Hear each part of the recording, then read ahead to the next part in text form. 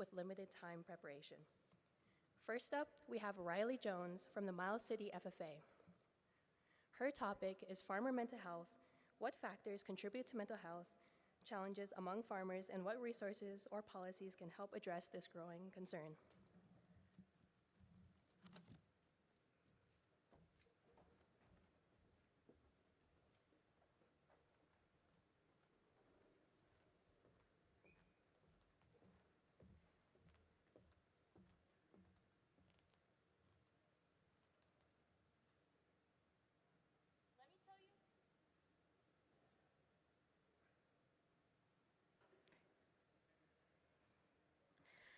Let me tell you a story about one of my neighbors. One of my neighbors has had a tough couple of years. He's had drought, he's had snowstorms, fires, he's had a 60% open cattle rate, he's had multiple wrecks that have almost taken his life. And over the couple of years, I've seen a change in him. His moods has changed. He's become more drawn into himself. He has started drinking a lot more. These are all issues that come in with poor mental health challenges. But what can we do about this? Well, today I'm going to talk to you about the farmer mentality, about the severity of this issue, and about what policies are out there that can help with it. So here's what the farmer mentality is. I am tough enough. I am tough enough to do this myself. Now, don't get me wrong, farmers and ranchers are the toughest people I know, but they have it in their mind that they can't ask for help. If I ask for help trying to pull this calf, if I ask for help trying to set this post, then my self-worth has just gone down. I am not as valuable as I used to be in the agriculture community. And I am going to stop that right now, because that is not the case. You can be tough and weak all at the same time. So what is the severity of this issue? Well, let me start in Montana. Montana has one of the lowest amount of therapists per capita in the nation.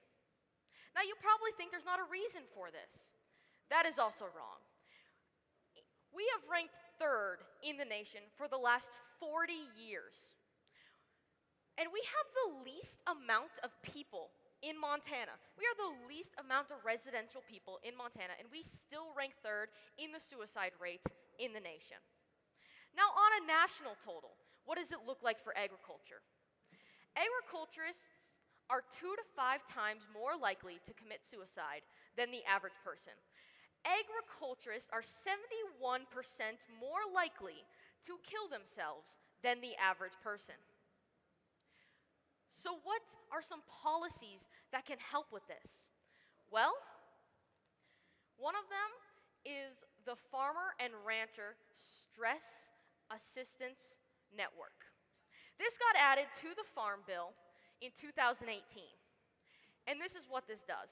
It helps get farmers and ranchers a chance to get more information on mental health, get more resources, get programs started in their local community, and get telehealth.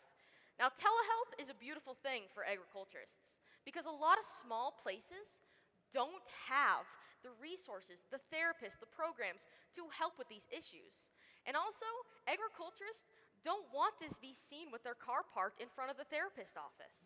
So this stops that issue and gets them the help they need in a discreet way. There's also the other program through Farm Bureau.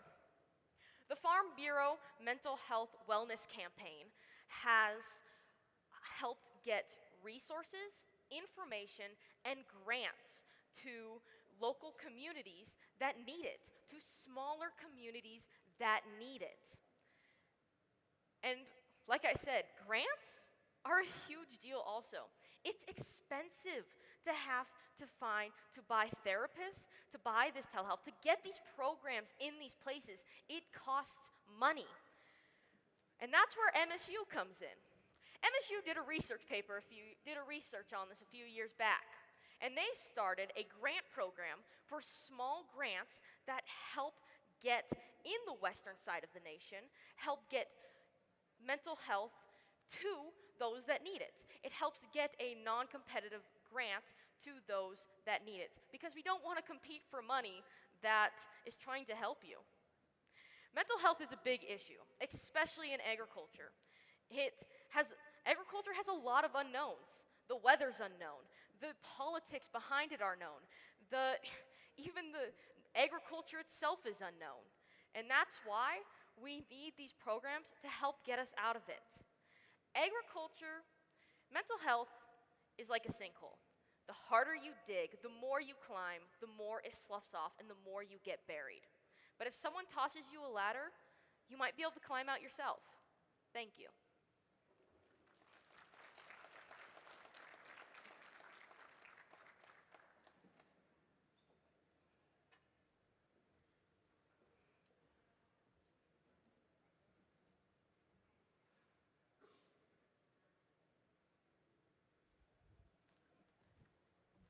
Hi, I had a question regarding, you talked about some resources and kind of breaking that stigma. I was just wondering if, what your thoughts were on programs such as Beyond the Weather and your opinion on breaking that stigma through resources such as Northern Ag Network has done with Beyond the Weather.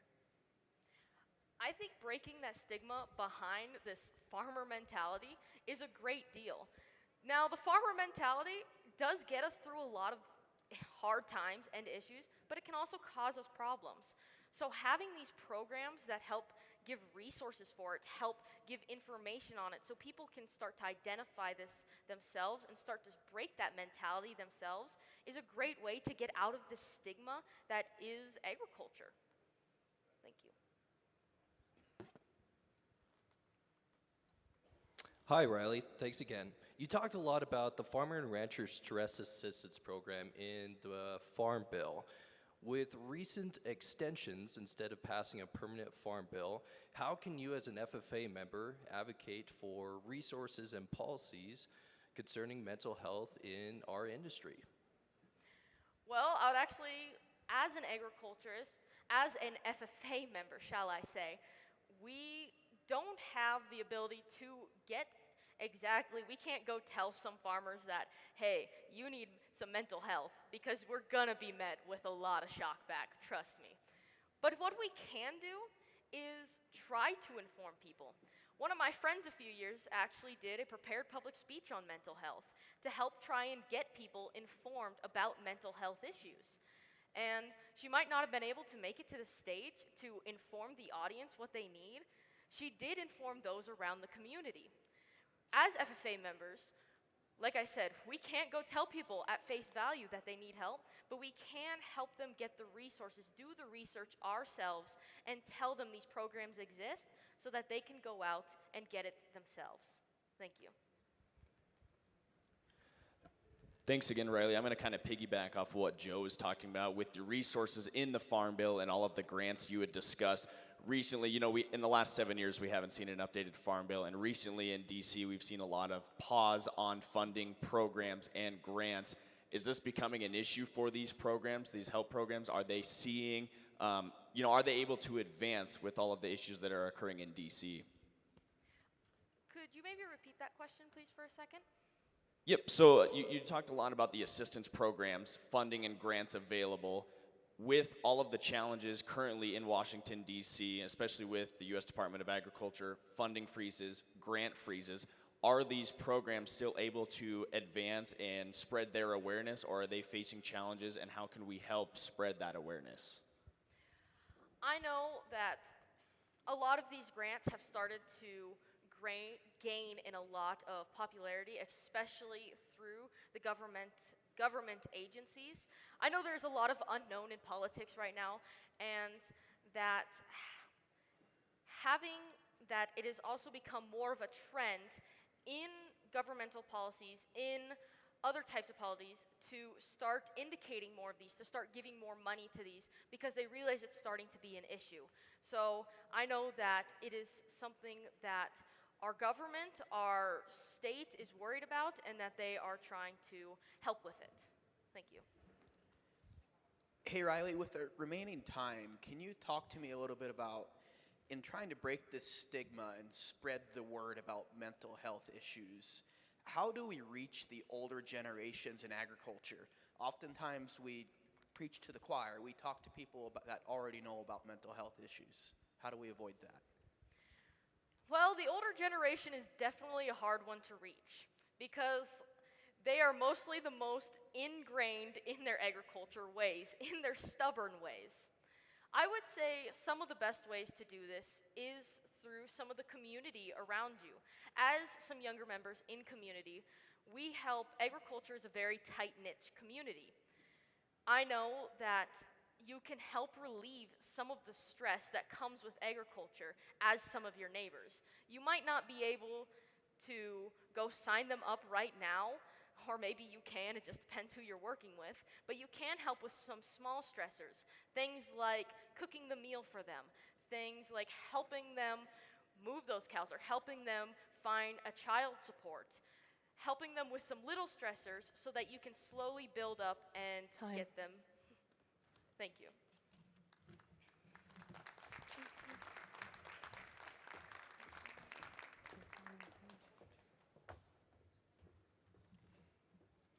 Next up, we have Claire Murnin from the Shepherd FFA chapter, and her topic is Urban Agriculture and FFA Growth. How can FFA expand its reach in urban areas and better connect students from non-traditional agriculture backgrounds to the industry?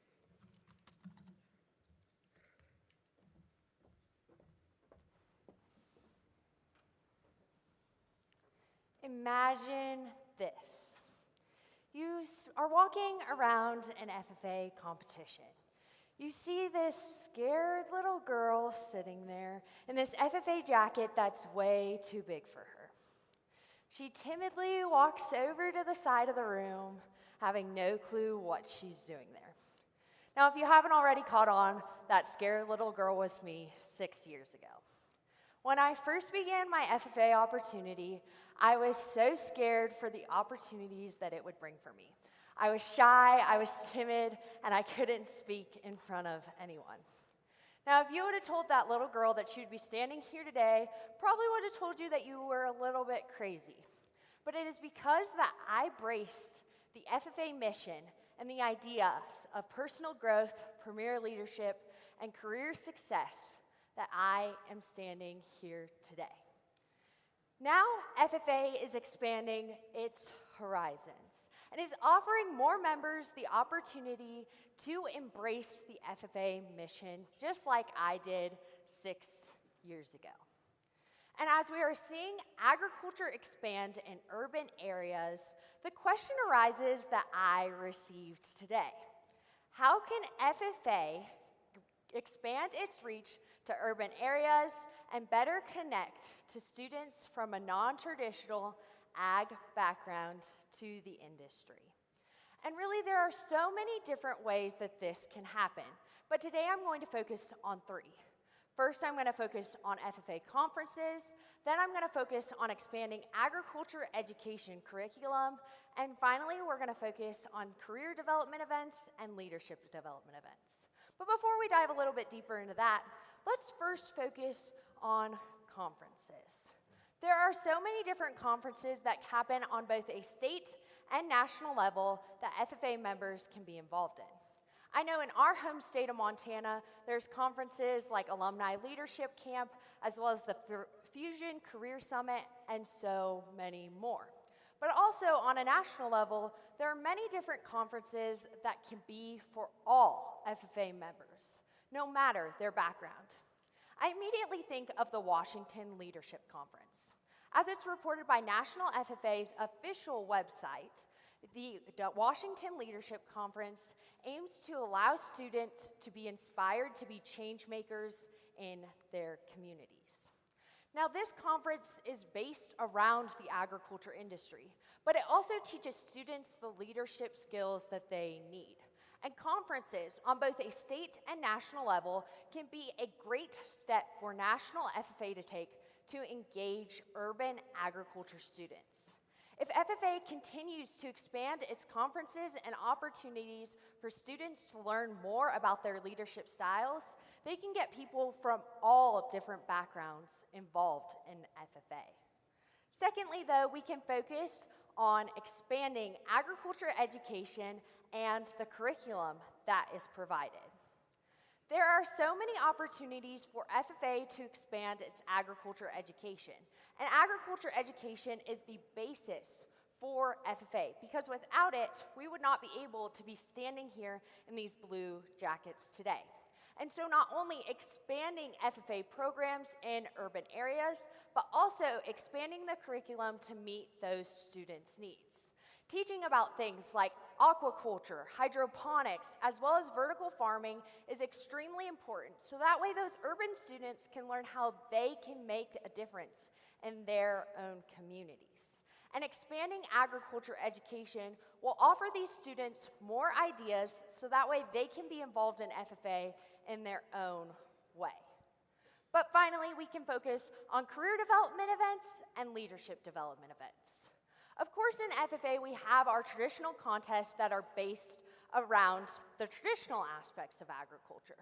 But there are also ways that students can have their own personal spice that they can add to these contests.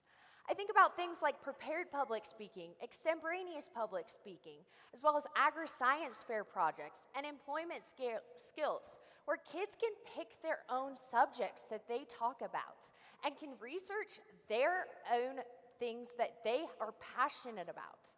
And expanding these career and leadership development events will allow students in urban areas to be able to choose what they will be involved in FFA and be able to blaze their own trail in the National FFA organization. So at the end of the day, when we look at all three of these, we look at the conferences that National FFA has to offer, as well as expanding agriculture education and curriculums, and finally, career development events and leadership development events. It's clear that these are great steps that National FFA can continue to expand for its members. So that way it can appeal to everyone from traditional ag backgrounds as well as those in urban areas. Because at the end of the day, we need kids to be able to live out the FFA mission, just like I was able to over the past 6 years. Because coming from that scared 7th grade girl who was very timid and shy, and now standing in front of you on this stage today, it's clear that more students need to embrace the FFA mission no matter their background. Thank you.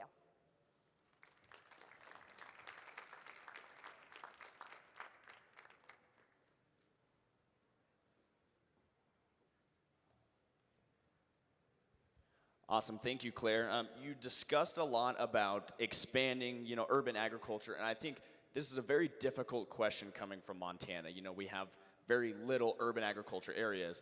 How can you personally expand in your local community? Very difficult. I understand coming from rural areas, it's hard, but how can you personally expand the FFA?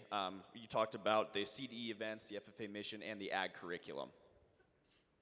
I think that we can really expand FFA by showing off the diversity that FFA has to offer anyone that wants to be involved. I know that personally I have many friends that do not come from an agriculture background that are involved in FFA and wear the same blue jacket as me.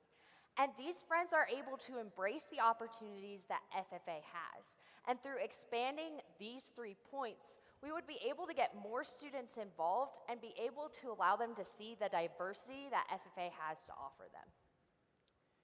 Hey, Claire, oftentimes when trying to start new ag ed programs, you're in urban areas, you're up against school boards that might not have ag backgrounds, so it might be a little more tough to pitch the idea of an ag ed program. How can a member who wants to advocate for FFA get around that issue? Well, there are so many ways that FFA members can try to start agriculture education programs in urban areas. I think that one of the great things that FFA has to offer is state officer teams that can assist in these processes. State officer teams can come help speak to school board members and allow people to understand what FFA is and how important it is. But also being open and honest about what FFA is to these school boards and being able to provide the facts of what National FFA is and what we are trying to do is extremely important, so that way students can try and speak to those school board members and be able to get the agriculture education programs in those urban areas.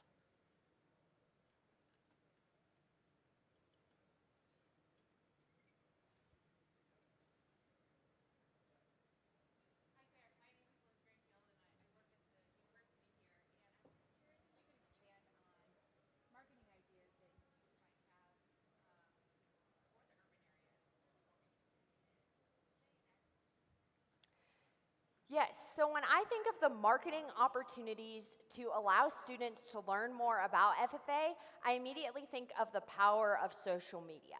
See, currently it is reported by the University of Maine that there's 4.8 billion social media users.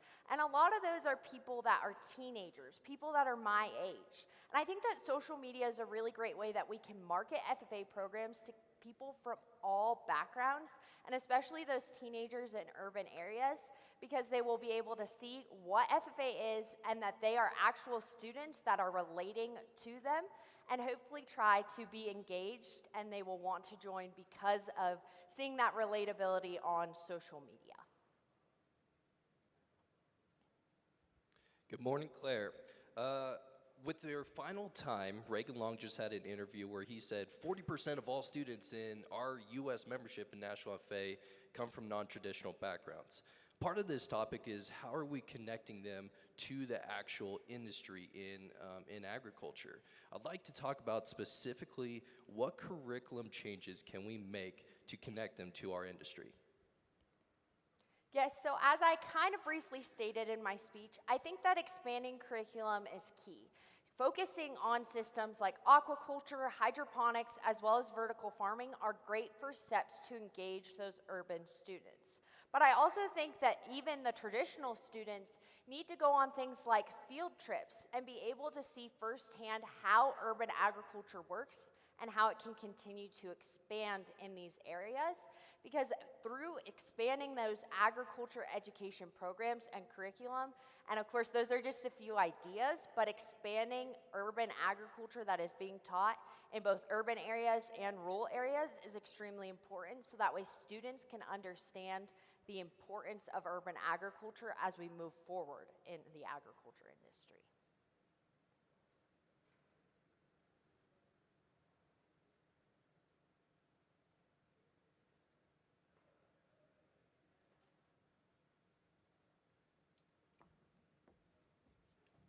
Thank you. Thank you.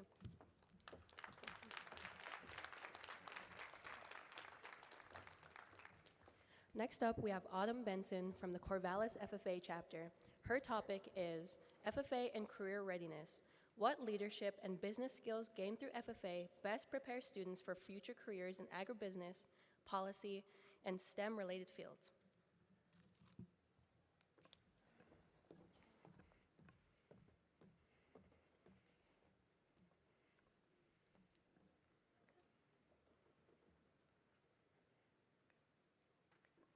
Before we get started, a little thing you need to know about me is I grew up in Alaska. My family owned a hunting and fishing business there, and I used to love every summer sitting out at our fishing lodge and just waiting for the salmon to run up the river. The flashing of their silver fins and the reflection of the light off the river was the most beautiful sight I'd ever seen. And when I think about the analogy of a salmon run, I think that I can apply that to my topic today. What leadership and business skills gained through FFA best prepare students for future careers in ag business, policy, and STEM-related fields? First, let's start with our ocean of a problem. There is a growing gap between producers and consumers in the United States today, as well as a severe lack and decrease in agriculture as a whole across the United States. According to the 2022 consensus and census of the United States Department of Agriculture, there has been a 10% decrease in the number of American farms between 2012 and 2022. This threatens severely the stability of our American agriculture. Now let's swim a little bit upstream to the cause of this problem. According to the Ohio Farm Bureau, on average, Americans are 3 generations removed from an agriculturalist. This means 3 generations without their hands in the soil, raising cattle, showing livestock, moving herds, and without a clear understanding of exactly where their food comes from. Now, according to a recent survey by Ag Daily, there is also a severe lack of availability of agricultural education in schools across Montana. Only 22% of all American schools offer some form of agricultural science education. Agricultural education is the first and most critical step ensuring that agriculture is continued and the security of its future remains firm. 88% of American schools have removed that first step. Now, thankfully, the solution is in our hands. Let's swim to our final destination of a spawning bed of solutions, FFA. As a national organization, we reached the huge milestone of 1 million members across America, Puerto Rico, and the Virgin Islands this last year. That means 1 million members and growing across the whole United States are excited to begin and kickstart their career in agriculture, whether that's mechanics, livestock, public speaking, marketing, networking, employment skills, and more. These students are excited to put their foot in the door and continue to advocate for agricultural education. FFA offers 24 national career development events, or CDEs, and over 7 leadership development events, and LDEs. Members competing in these events, like myself, have the opportunity to develop leadership and business skills such as public speaking, marketing, networking, veterinary sciences, and much more. There are truly no limits to FFA and agriculture as a whole. While it might seem like agriculturalists and producers are constantly swimming upstream and against the current, thankfully, agricultural education and FFA as a whole can help bridge the gap and make way for some smooth sailing. Thank you.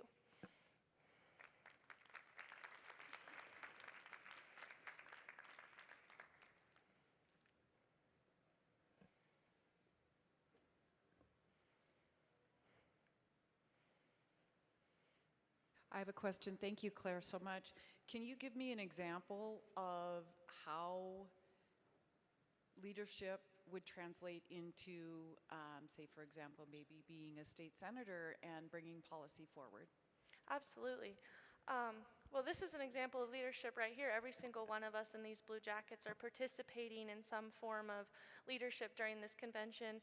Here I am now public speaking. These people in front of me on the floor are voting on very important policies to our organization as a whole, and this directly correlates to, say someone wants to go into a career as a legislator or a senator.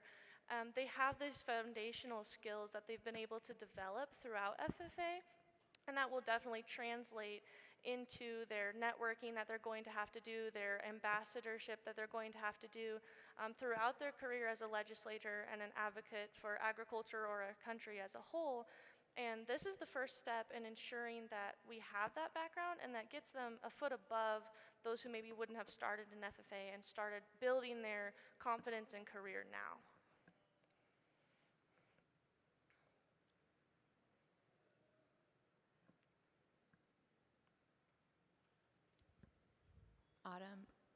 Autumn over here, sorry. I have a question for you, Hun. When we were looking at what you had talked about, that 1 million strong are part of FFA now, and the skills that you're all learning, we're also seeing a gap for students wanting to go into careers in agriculture, and so there is a disconnect there. And so can you talk a little bit about the skill sets that you are all learning, and how do we market and convince students to actually want to translate that into careers into agriculture in those career fields? Absolutely. I think I can certainly personally speak to this. I did not grow up in this sort of agriculture. I moved from Alaska, where lifestyle is very different from down here. And when I joined FFA, I really had no idea what this organization had to offer me. So I started trying my hand at different competitions and different things that I thought I might enjoy. And what's really special about FFA, and what I think is almost just as important as finding out what you want to do, is finding out what you don't want to do. I've tried a few competitions and gone, this is not my thing, and that's okay. And I found a few competitions that I've tried and gone, this is what I want to do. And I think that FFA as a whole, if we can keep increasing our membership and trying to provide these opportunities to as many people as we can. I've had the opportunity to travel all over the nation, compete nationally multiple times, and it's been absolutely amazing and has really sealed the fact that I want to go into agriculture and this is what I want to do with my life. So I think that providing FFA members with as many opportunities as we can, pushing agricultural into the schools that don't have it, I think that gap is going to start to become a lot narrower. Thanks, Autumn. I have a quick question for you in the front row right here. There's a lot of different leadership organizations across the nation. I know you talked about FFA obviously being one of the largest student-led organizations, specifically in the ag industry. A lot of people ask, why FFA? So why specifically, or what can FFA uniquely offer in these leadership skills that you think maybe some other organizations don't have to offer? Absolutely. So I've been involved in sports since I was very, very young. I've been a captain on my sports teams for many, many years. And I've gone to conferences or camps that for basketball or running or whatever the sport may be, and I haven't found the network. I haven't found the support in those organizations that I have found in every single place I've ever gone to FFA, whether it's within the state with just people you know, or whether it's at the national level at the Washington Leadership Conference. FFA is unique in the way that every single one of us in this room wants to know each other. We want to know each other's story. We want to lift each other up, support each other. Whereas in sports, it's competitive to the point where there's that distance. We keep you at arm's length. It was nice to meet you, but I don't want to know your story. FFA changes that aspect completely. That's the first thing we want to know. We want to know who you are. We want to know where you come from, how we can help you, how we can grow you, how we can get to know you. And I think that is really, really special.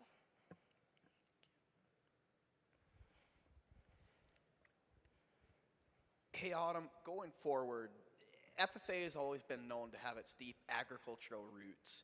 And can you explain to me why an urban person, or why the FFA should move in the direction of focusing on preparing students for policy and the business world, where if we're an agriculture organization, shouldn't we be talking about agricultural topics like mechanics?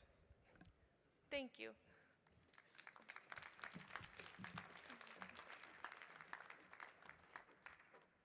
Finally, we have Johanna Demars from the Winifred FFA chapter, and her topic is Precision Agriculture and Efficiency. How can precision farming technologies such as GPS mapping and variable rate applications improve both productivity and sustainability?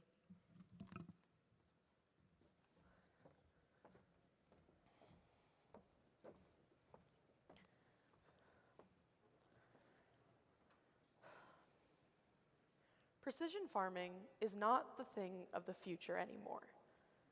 My dad used to really like to talk about how GPSs aren't ever going to get into farming. They're never going to be good enough to actually help out. But the truth is, precision farming is today, and it's allowing us to be more productive and more sustainable in our farming practices. There are many different forms of precision farming, from using drones to spray crops, to using special thermal cameras to detect weeds, and everything in between. All of these help farmers to not only reduce their costs, but to improve their productivity and practice sustainable farming measures. One form of precision farming is GPS and auto guidance. My family, a few years ago, recently invested in having a GPS unit. And the first thing we noticed was that we weren't wasting seed. We weren't going over the same areas we had already gone over because we couldn't tell if we went over them or not. We weren't leaving skips because it's impossible to when you have a screen that tells you that spot didn't get seeded. We almost paid for that GPS within the first 2 years with how much money we saved on seed and with not having skips in our fields. GPS systems also make it more available to have wider operational hours. We don't have good lights on our old tractors, But GPS systems allow us to continue seeding into the night because we don't need to see the ground that well. We can rely on those systems to tell us where we are in a field and make sure that we are actually seeding where we're supposed to be seeding. They also make it easier for people to run these equipment. On many family farms, young kids like me are relied upon to run the sprayer, the seeder, the combine, and there's a lot to watch on those pieces of equipment. With GPS systems and auto steer units, young people don't have to worry so much about where they are on the field as much as if the seed is coming out, how high their header is, and how fast the rotor is spinning. It makes one less thing for them to worry about as they're operating these pieces of equipment. Another form of precision farming is variable rate applications. These are incredible. They reduce the cost of input by so much that once again, they're paying for themselves. They optimize the use of water, fertilizer, chemical use, because you're only putting those applications on parts of the field that actually need it. You're not spraying the whole field for weeds when there's only a few sections that actually have weeds in it. You're not putting water over a whole field that has some wet parts, some dry parts. The cost input savings of variable rate applications are huge. On average, there's a 9% reduce in chemical use. This not only is cost efficient, but it's also helping our environment. It's improving our sustainability. There's a 6% use in fossil fuels used when using variable rate applications. Instead of driving over a whole field, we can see exactly where we need to go on a field and waste a lot less fossil fuel, which once again is cost efficient and sustainable. And finally, there's a 4% reduce in water usage. Once again, like the other two, this is cost effective and sustainable. All three of these reduces in uses that are cost effective and sustainable, and yet there's still a 4% increase in production. Isn't that just mind-blowing? We are using these units to not only reduce our costs and improve our productivity, but we're also helping the planet while we're doing it. Precision technology is not a thing of the future. It is a thing of today that is making a difference. It is a thing that is allowing farming to become more sustainable, easier, and more productive. It's changing the way that we farm. Thank you.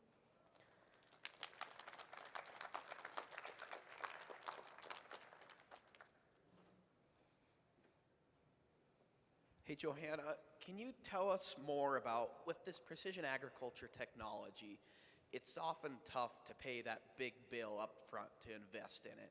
So what can we do to see better adoption rates of various precision agricultural technologies with this high cost? So, like Matthew said, there's a huge cost in this precision technology, but it pays for itself so quickly. With the cost reduction of inputs that precision technology allows, there are so many extra dollars that can be put into that precision technology. My dad didn't want to adopt precision technology for this very reason. He said, that's really expensive. My brother, on the other hand, found a unit that was secondhand and about half the price.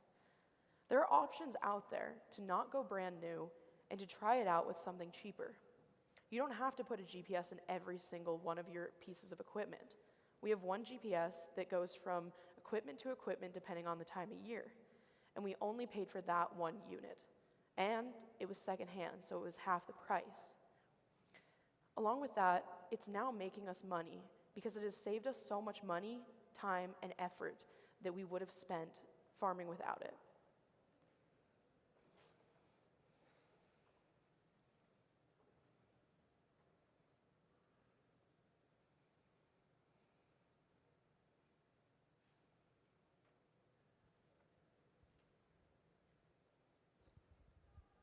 Hi, Joanna. My question for you today is concerning the learning curve with precision agriculture when we look at units. I believe labor is one of the greatest issues that we are facing in the ag industry. Do you think when we're transitioning farms to precision ag units, adopting new technologies, you in your speech talked about drones and weed detection, do you believe the average farmer with such an older age can adopt these technologies, and how can FFA maybe bridge that gap? This is a huge issue when it comes to precision agriculture because I believe the average age of agriculturalists is 64. And many of those men and women aren't super at technology and usually don't want to adapt to it. It's hard to learn these new technologies, and oftentimes they get discouraged. But the way that we can help them get past that learning curve is by having programs that are easy for them to learn those things. My dad swore he would never use that GPS unit. He said that it was too complicated, there was too many things, and he didn't want to mess it up. After riding a few rounds in the tractor with my brother, however, he realized, yes, there is a lot of buttons, but when you sit down and get to look at it, it's a lot easier than you think. There are many options for training programs. I know John Deere, when they set up someone with precision ag, comes out and helps them learn how to run it. FFA can also be helpful in this way. Students like me and you can go and help those people that we know. We're really good at technology. We can usually figure stuff out. And if we're helping them adapt to precision ag, we are helping them in their endeavors in farming. We're helping them with their productivity. It's sometimes discouraging to get into precision agriculture, but it doesn't have to be. There are so many resources out there. You can look up TikToks of how to run precision agriculture. You can find it anywhere on Google. You just have to start looking into it and helping those people that you know are going to have a harder time with this new technology. Thank you, Johanna. I have a question here in the front row. Matthew kind of discussed a little bit about the price of some of this advancing technology and the precision farming. You had mentioned a lot of resources that are available. Besides the price, what are some other challenges that precision technology is running into, especially with advancing, like you talked a lot about your dad and accepting this new technology? What are some other challenges that we are facing? Precision agriculture is so new. It's been around for a while, but it is advancing so fast that it's not very trusted. I was watching a video on how there are autonomous tractors now that can just go. No one has to be in them, no one has to be running them, watching what's going on, they can just go. And I never thought I'd see that. I thought maybe my kids would see that. But the truth is, precision ag is advancing super fast.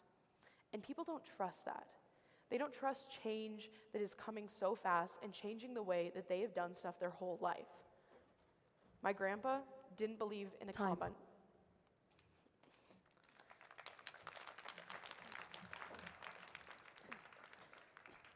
And that concludes our extemporaneous public speaking event.